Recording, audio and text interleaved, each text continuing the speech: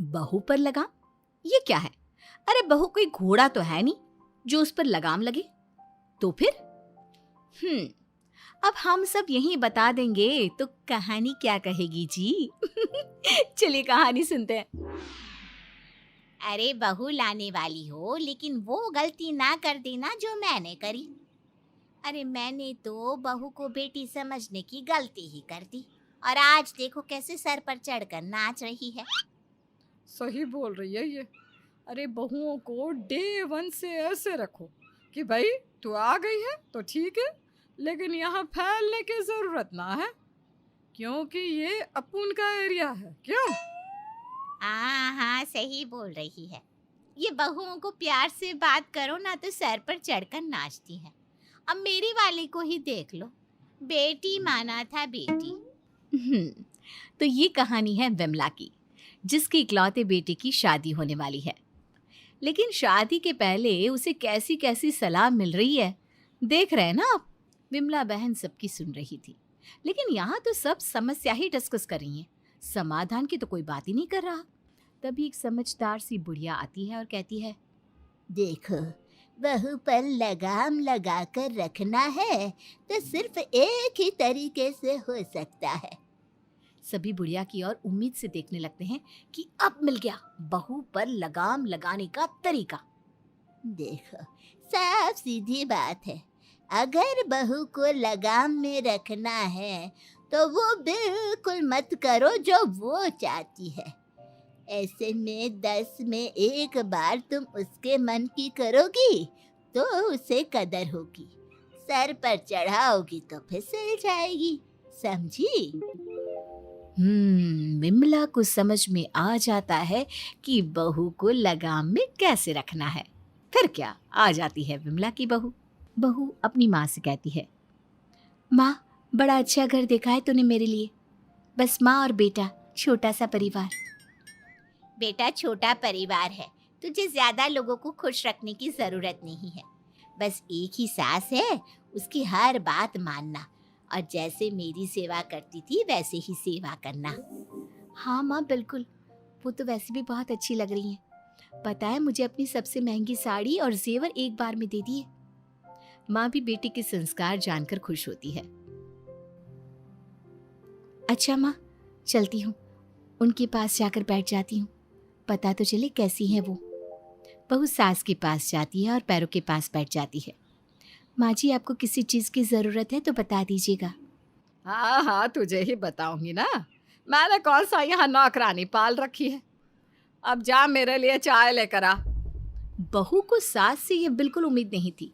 वो तो सास को माँ का दर्जा दे रही थी, लेकिन सास ने तो सीधा नौकरानी से तुलना कर दी। सही सुना था मैंने ये सासों के बारे में, पता नहीं किस मिट्टी की बनी होती है। शांति पसंद ही नहीं लगता इन लोगों को। अब बताओ, अच्छे से बोल रही हूँ मम्मी जी, तो ये मुझे नौकरानी बना रही है। तभी सास की आवाज आती है, बहू पगला गई हो क्या? अकेले में क्या बड़बड़ा रही हो? चाय बोली, वो भी अभी तक दी नहीं।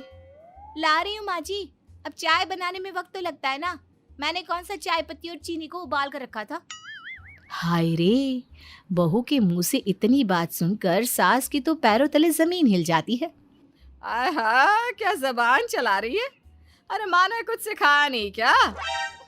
माँ ने तो सिखाया था माँ जी, पर क्या करे, लगता है आपको घर का कुछ और ही माहौल पसंद है। ज्यादा बोल मत, समझी? जबान खींच लूंगी। फोन की तार नहीं है मेरी जबान जो खींच लेंगी आप। बहू सास को चाय ला कर देती है और अपनी चाय लेकर कमरे में चली जाती है। पता नहीं कैसी औरत है, सोचा था कि साथ बैठकर चाय पीऊंगी, लेकिन कमरे में अकेले बैठकर पीनी पड़ रही है चाय। बड़ी आई, अरे तमीज ही नहीं है। अब आप लोग ही बताइए, कोई कैसे ऐसी बहुओं से प्यार जताए? माए तो इनकी मायके से ही सास बुरी बला है सिखा कर भेजती है। वही बहू अब अपने काम से काम का मतलब रखने लगी और सास बहू पर पूरा अत्याचार। बहू देख, ये सूट वूट यहाँ नहीं चलेगा, ये मेरा घर है, तेरे मायके का आंगन नहीं जो तू सूट पहनकर फुदके। और हाँ, सर पर पल्ला भी होना चाहिए। सास मन में सोचती है कि कुछ दिनों में मैं खुद ही पल्ला रखने से मना कर दूंगी, फिर समझेगी कि मेरी सास देवी है, देवी। लेकिन ये क्या, अगले रोज बहू, ये क्या पहना है? शर्म नहीं आ रही तुझे? कैसी शर्मा जी, सारा तो ढका है। जींस का रंग ठीक नहीं लग रहा है क्या आपको? और ये टी शर्ट ज्यादा टाइट लग रही है क्या? बहू, तुझे साड़ी पहनकर रहने को कहा था ना, तू तो पूरी नंगही पर उतर आई। सासू माँ, मैं कपड़ों से गिरी तो आप जबान से। गिरे तो हम दोनों ही हैं। बहू वहां से चली जाती है। सास के तो पानी सर से ऊपर चढ़ रहा था। वो सोच लेती है कि वो बेटे से बात करेगी कि ऐसा तो नहीं चलेगा। बेटा राजेश, देख, तेरी बीवी बहुत मनमानी कर रही है। उसे बोल ये मेरा घर है, यहाँ ये सब नहीं चलेगा। माँ, मैं भी तुझसे बात करना चाह रहा था। वो क्या है ना माँ, तू ऐसी तो नहीं थी। तुझे तो शौक था कि तू बहू को बेटी की तरह रखे, फिर क्या हो गया? बेटा और माँ बात कर रहे होते हैं कि पड़ोसन आ जाती है। विमला बहन, 2 रोटी खिला दो, सुबह से भूखी हूँ, बहू ने खाना ही नहीं बनाया। अरे रमा बहन, कैसी बहू है, सास को मारने पर तुली रहती है। रुको बहन, देती हूँ खाना। सास उठ रही होती है कि बहू आ जाती है। ये लीजिए रमा आंटी, खाना खाइए। और ये टिफिन, इसमें भी खाना है, मीरा को दे दीजिएगा। वाह जी वाह, बड़ी आई मीरा की फिक्र करने वाली। अरे मीरा बहू इतनी ही अच्छी होती तो रमा बहन को हम लोगों के घर खाना मांगने नहीं आना पड़ता। बड़ी आई मीरा के लिए खाना पैक करने वाली। एक रोटी तो सास को वो खिला नहीं सकती। और क्या बहन जी, सही बोल रही हो। लेकिन ये बहुओं का भी ना ग्रुप बना हुआ है, सब उसी में सास की बुराई करती रहती है और खुद की प्रशंसा। माँ जी, मीरा ने खाना क्यों नहीं बनाया? जरा ये बात भी तो रमा आंटी से पूछ लीजिए। मीरा को बच्चा होने वाला है। आज सुबह से वो दर्द से तड़प रही है, लेकिन आंटी तो चाहती है कि बच्चा घर में ही हो जाए, उन्हें उसे अस्पताल भी ना ले जाना पड़े। हाँ, तो हमने 4-4 बच्चे पैदा किए हैं, वो भी घर में, समझी? डॉक्टर ना बन ज्यादा। और हाँ, दर्द में भी हमने अपनी सास को खाना दिया है। अब तो सास को पड़ोसन पर गुस्सा आ जाता है। अच्छा, तो ये मामला है।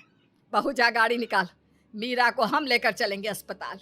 अरे शर्म आनी चाहिए रमा, बहू दर्द से कांप रही है और तुम्हें रोटी खाने की पड़ी है। बहू, निकाल गाड़ी। बहू को सास का ये रूप देखकर खुशी होती है। वो समझ जाती है कि सास में कमी नहीं है, कमी उन्हें सिखाने पढ़ाने वालों में है। लेकिन अब ऐसे लोगों से बहू कैसे निपटे? फिर अगले रोज। अरे विमला बहन, रमा बहन के साथ क्या कर दिया? आप लोगों ने तो उसका परिवार ही तोड़ दिया। पता है, रमा बहन का बेटा उससे बात भी नहीं कर रहा, बोल रहा था कि आपने उसकी बहू को भड़का दिया। ये क्या हो गया? देखो बहन, बहू तो तुम्हारे घर में भी है, कल को कोई तुम्हारे साथ ऐसा करे तो बहुत गलत लगेगा ना तुम्हें। अरे कैसी बात कर रही हो? पता भी है, बहू पेट से थी, पूरा समय था, लेकिन अस्पताल नहीं ले जा रही थी रमा उसे। अरे कल को बहू का कुछ हो जाता तो? जो भी था, सास बहू का मामला था, तुम क्यों पड़ी बीच में? अब तुम्हारी बहू कुछ गलत करेगी तो ना आना समाज में मदद मांगने, हम नहीं करेंगे तुम्हारी कोई मदद। और कैसी बात कर रही हो बहन, हमने भी तो बच्चा पैदा किया है, और क्या हो जाता? ज्यादा से ज्यादा मर जाती तो दूसरे ब्याह लाता ना उसका बेटा, लेकिन तुमने ये ठीक नहीं किया। तभी बहू आ जाती है। वाह आंटी जी, क्या बात कही है। आपकी तो 3 बेटियां हैं ना, तीनों ही राज कर रही हैं ससुराल में। सुना सास को वृद्धाश्रम भेज दिया है और हमारे घर में आग लगाने आई हैं। माँ जी, आप ऐसे लोगों की बात ही ना सुनिए। हम हमारे घर में मिलकर रहेंगे तो बाहर वालों की अपने आप बोलती बंद हो जाएगी। बिल्कुल सही बहू, वैसे भी थोड़ी बहुत नोक झोंक तो हर घर में होती है। तू मेरी बहू नहीं, बेटी है।